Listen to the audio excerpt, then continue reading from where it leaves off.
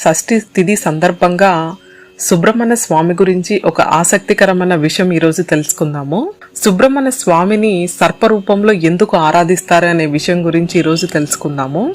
కుమారస్వామి తన అన్నగారైన వినాయకుణ్ణి గణాధిపత్యం ఇచ్చుట వలన అలిగి కౌంచ పర్వతం అనగా శ్రీశైలం చేరాడు.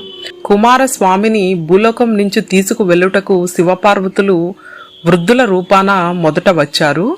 శ్రీశైలం చేరారు. కుమారస్వామిని భూలోకం నుంచి తీసుకు వెళ్ళుటకు శివపార్వతులు వృద్ధుల రూపంలో మొదటి వచ్చారు.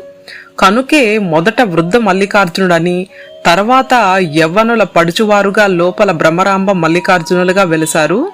ఈ విధంగా శ్రీశైలంలో జ్యోతిర్లింగము ఏర్పడినదని ఈ పురాణ కథ ద్వారా మనకు తెలుస్తున్నది. శివపార్వతులు అక్కడ కుమారస్వామితో కలిసి కాపురము పెట్టారు. అక్కడ చుట్టూ ఉన్న అడవిలో చెంచు